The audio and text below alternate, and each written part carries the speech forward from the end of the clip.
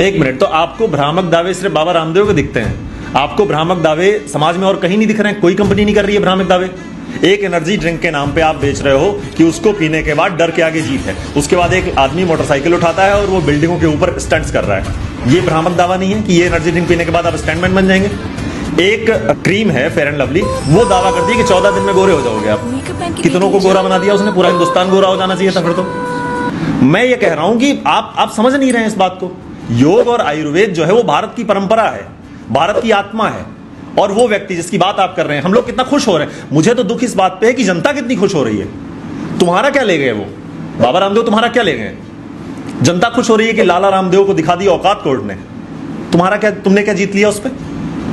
मुझे ये समझ में नहीं आ रहा है कि एक व्यक्ति जो भारतीय परंपराओं को, स्वदेशी परंपराओं को आगे बढ़ा रहा है, वो देख रहे हैं रोज 5000 लोगों को सामने खड़े होकर के लोग बताते हैं माइक पर कि मेरा रेमेटाइड अर्थराइटिस ठीक हो गया।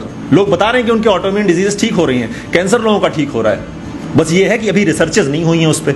आज के 20 साल पहले, 50 साल पहले अगर आपको कोई कहता कि मोबाइल से वीडियो कॉल भी की जा सकती है, आमने सामने देख सकते हैं एक दूसरे को, मानते आप? नहीं मानते। लेकिन आज आप मानते हैं उस बात को। तो ऐसी रिसर्च की जरूरत है ना। आप ये कहिए कि आयुर्वेद में और रिसर्च की जरूरत है, मैं मानता हूं। योग में और रिसर्च की जरूरत है, मैं मानता हूं। लेकिन आप ये कह रहे हैं कि अब आप विकिपीडिया खोल के देखिए, उस पर लिखा है कि ये स्यूडो साइंटिफिक है। विकिपीडिया एक ऑथेंटिक सोर्स ऑफ इंफॉर्मेशन है, उस पर लिखा हुआ है आयुर्वेद प्रैक्टिसेस जो हैं वो स्यूडो साइंटिफिक हैं। आप किस आधार पर इस बात को कह रहे हैं? कोई आधार है आपका इस बात का? आप एक जिम्मेदार प्लेटफॉर्म है, इंडियन मेडिकल एसोसिएशन, नाम के आगे इंडियन लगा लिया है उन्होंने, तो इससे लग रहा है कि ये सरकारी संस्था है, भारत सरकार उसके विरोध में। इंडियन लगा लेने से आप सरकारी संस्था और बहुत ऑथेंटिक नहीं हो जाते हैं। इंडियन मेडिकल एसोसिएशन और आयुर्वेद की ये लड़ाई है। ये एक हमको दिखाई दे रहा है, बहुत एक परसेप्शन आ रहा है लोगों के सामने कि एलोपैथ और आयुर्वेद में ये लड़ाई चल रही है। एलोपैथ आयुर्वेद की लड़ाई नहीं है। एलोपैथ और आयुर्वेद जो है ये साथ में चलने वाली पद्धतियां हैं। आयुर्वेद जो है वो जनक है, एलोपैथ उसके बाद जो है उसमें और मॉडिफिकेशन होकर के डेवलप हुआ है। एलोपैथ बहुत अच्छी चिकित्सा पद्धति है। लेकिन ये सारी लड़ाई इंडियन मेडिकल एसोसिएशन की और आयुर्वेद की है।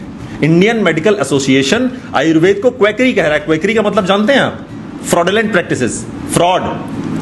और हमको, आपको शर्म नहीं आ रही है?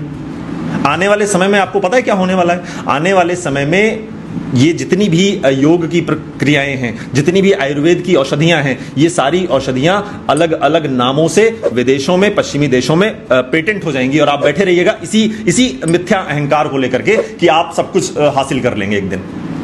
जितनी एक्सरसाइजेज आपकी हुआ करती, जो मार्जारी आसन है उसको कैट पोज के नाम से पेटेंट कर लिया गया है। कहते रहिएगा उसके बाद कि नहीं हमारे शास्त्रों में दिया हुआ है मार्जारी आसन। जैसे आज हम बात करते हैं गुरुत्वाकर्षण को लेकर के कि हमारे शास्त्रों में महर्षि कणाद ने कह दिया था वैशेषिक दर्शन में। कहते रहिए न्यूटन ने तो दे दिया। कौन मान रहा है आपकी बात को? ऐसे ही आने वाले समय में आपके सारे प्राणायाम को ब्रीदिंग प्रैक्टिस के नाम पे बेचा जा रहा है। बोल रहे हैं ना डॉक्टर्स को, आखिर प्राणायाम बोलने में क्या शर्म है? आप उसको प्राणायाम क्यों नहीं कह पा रहे हैं कि प्राणायाम करने से आप स्वस्थ हो जाएंगे? आप कह रहे हैं कि ब्रीदिंग एक्सरसाइजेस आप करेंगे तो आप स्वस्थ हो जाएंगे। ब्रीदिंग एक्सरसाइज को अगर आप प्राणायाम कह देंगे तो आपको पता है क्या होगा? उससे ये होगा कि आयुर्वेद और योग की जीत हो जाएगी। और ये कैसे स्वीकार कर लें? तो सारी समस्या यहां आ रही है। बाबा रामदेव या एक भारत के सन्यास परंपरा के सर्वोच्च पर बैठा हुआ व्यक्ति, ये सारे न्यूज चैनलों पे आप देखते होंगे, अन्य धर्मों के जब अन्य पंथों के जो लोग होते हैं उनका नाम जब लेते हैं, जैसे एक कोरोना के समय में एक मौलाना साद था, उसका मतलब उसने आपराधिक कृत्य किया है, लेकिन एक भी न्यूज चैनल पे क्या किसी एंकर ने उसको ये कहा कि ये साद है? सब मौलाना साद, मौलाना साद, मौलाना बुखारी, सब मौलाना लगा रहे हो। अगर उनका पद है, मैं कह रहा हूं सम्मान दो। लेकिन जैसे ही स्वामी रामदेव की बात आती है, कितने न्यूज चैनल्स पे आपने देखा कि रामदेव को दिया कोर्ट ने झटका। रामदेव क्या है? भारत के सन्यास परंपरा का अपमान कर रहे हैं आप। कोई आपराधिक कृत्य नहीं किया है बाबा रामदेव ने। अगर स्वामी रामदेव इस देश की सन्यास परंपरा का प्रतिनिधित्व करते हैं तो आपकी ये जिम्मेदारी है कि आप उनको सम्मान दें। आप क्यों नहीं दे रहे? क्योंकि हम बहुत सहिष्णु हैं।